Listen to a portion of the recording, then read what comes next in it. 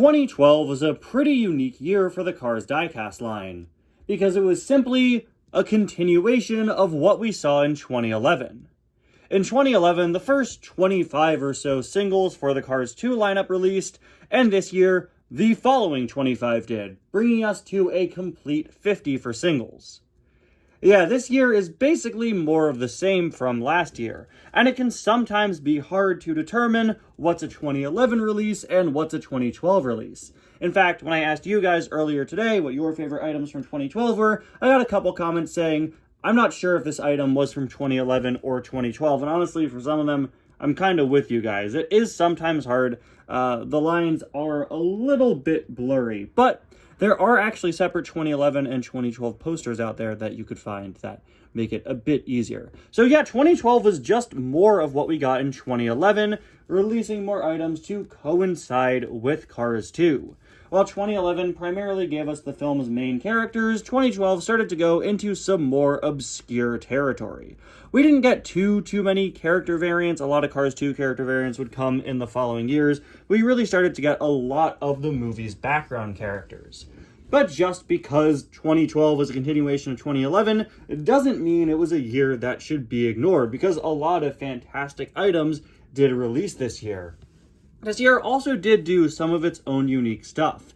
For example, in 2012, while the single and deluxe packaging were the same, 2-packs were changed to have the movie moments theming that they used to have in the early days of the Cars diecast line, where they would include a screenshot from the movie and 2 cars that appeared on screen together. But in the case of the Cars 2 2-packs, a lot of them weren't characters that appeared on screen together, but that is one easy way to tell 2011 and 2012 2-packs apart. They do have different packaging. 2012 also introduced the Super Chase line, a line to go alongside the chases that were even rarer than them. While chases are pretty much just limited edition cars, Super Chases were limited to only a couple thousand produced, and they'll continue to be in the Cars diecast line for the following several years. This year, we got cars based on the international versions of the Cars 2 Tokyo party scene. Characters like Frosty, Longjay, Flash Nielsen, and Russian Racer. He wasn't named on the packaging. But 2012 is probably most well known for having pretty infamously bad distribution. To this day, if you ask a Cars fan what they think the worst year for the diecast line is, quite often you'll see people say 2012. And I wish I could comment more on that, but I actually wasn't collecting cars in 2012 all that much, so I can't really say. But from what I've heard, distribution was absolutely terrible this year, and a lot of really great items didn't reach the US and didn't reach other major regions of the world, resulting in a lot of items from this year being exceptionally rare. Taco Truck Mater, I love you. I'll probably never own you. So, yeah, while the 2012 releases are pretty solid in my opinion, and I do think it's a pretty good year release-wise, it goes to show just how much poor distribution can affect someone's thoughts on the year. Personally, I think there are other years that have way worse items than 2012, but due to just how bad the 2012 distribution was, a lot of people don't like it. Now, while 2011 and 2012 are typically remembered for being Cars 2 only years, which they pretty much were, 2012 did actually release a couple of non-Cars 2 items. Late into this year, the Radiator Springs Classics line began, re-releasing Cars 1 items again, which must have been nice in 2012, late 2012, considering that they'd been gone from the line since 2010. There were no new releases in the line yet, but it was a good way for collectors and kids who got on board with Cars 2 to get some characters from the first movie. That was a Toys R Us exclusive line, and much like the Super Chases, it would last for many years to come.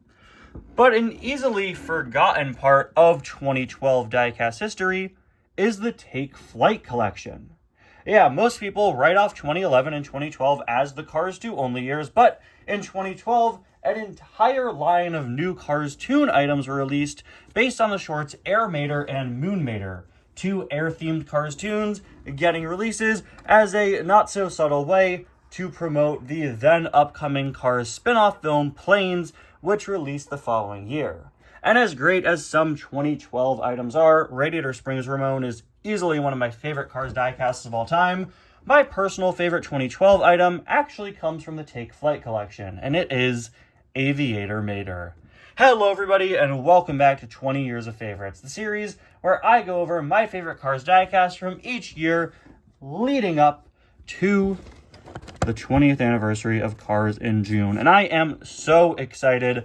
Last week, we took a look at Damaged Raw Torque Redline, which I proclaimed was my second favorite Cars diecast ever.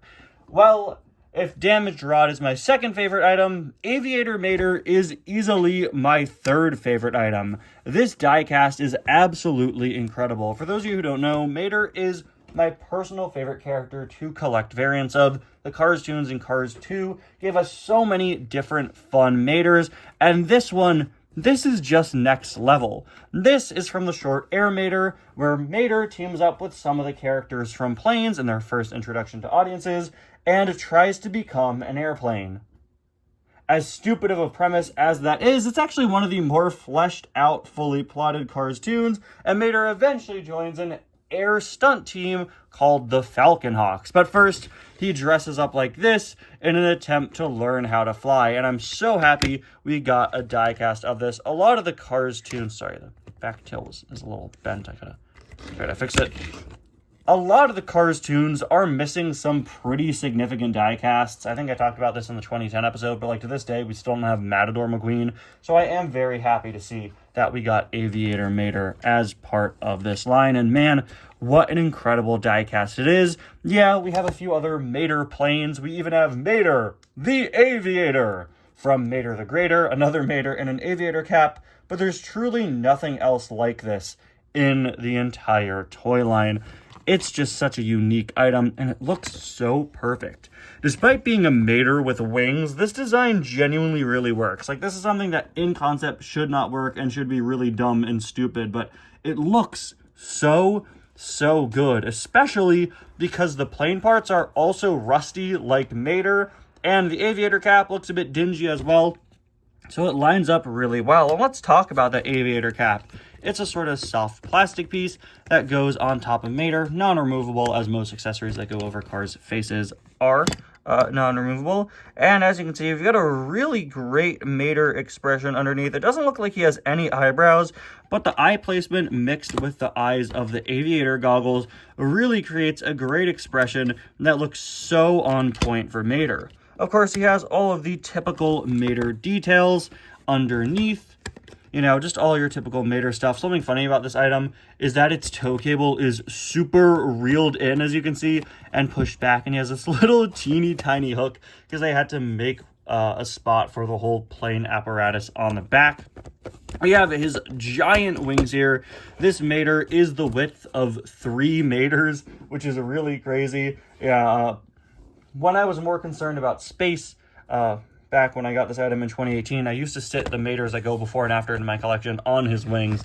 Nowadays, I let him have his full space. But yeah, this is a really wide item. Probably one of the widest items in the Cars diecast line. Certainly wider than the Falcon Hawks. Again, 3 Maters wide. This is like my review I did of the track set last week, where we're just using terrible comparisons for measurement. Anything but the metric system, guys. Anyway, as you can see, we do have the tow Mater towing and salvage writing there, but it is covered up by the wings. We have this support piece, which is soft plastic, and the wings, which are a pretty sturdy plastic. They're not going to snap off unless you, I don't know, really push hard. But, if you push hard, anything can break. Don't take that as advice to do anything nefarious. I love this silver buckle detailing here. Again, it looks really great. Do you mind? There's a train outside. Can you guys tell? It's randomly 70 degrees today. So my window's open. So I'm sorry about the train.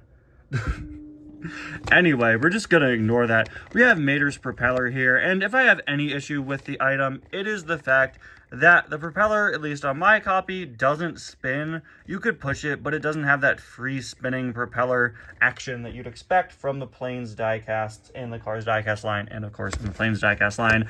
And while this might look a little strange, I think it does work pretty well here. You don't really pay much attention to the tow cable being kind of a little awkward. We've got some back wings here, and I love the sort of chain pulley system. Just all of these wacky modifications to make Mater work. Again, unfortunately, this is folded. I gotta try to fold that back. On the back, we got Mater's typical A113 license plate. Some really, really good detailing on this item all throughout. It's just so impressive to me. There's a look at the other side, and finally, there is a look at the base. And yes, the underside of the wings are detailed. Interestingly, while Cars diecast production was done in China at this point, the Take Flight collection items were made in Thailand, as were the first wave of planes items. So it is interesting to see that they switched over to Thailand to produce these at a time where Thailand wasn't making cars. Of course, Thailand would take over production of the entire line 6 years later in mid-2018. But yeah, this Take Flight collection was made by them far before that. Anyway, guys, thank you all so much for watching this episode of 20 Years of Favorites. I love collecting Mater variants, so I'm so happy to finally have him in an episode. Let me know what your favorite item from 2012 is down in the comments.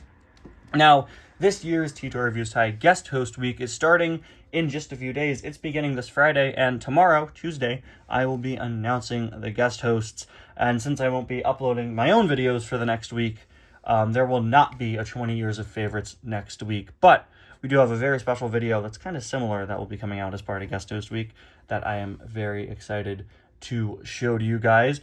So that means when I come back, we'll be doing 2 different episodes of 20 Years of Favorites in 1 week for 2013 and 2014, where Cars 1 and 2 would finally combine in the Cars diecast line and begin my favorite era of the toy line, the series era. Anyway, guys, thank you all so much for watching, and I'll see you guys next time. Goodbye, Mater. Fly away. That was stupid. I gotta do the thumbnail. He's not going anywhere.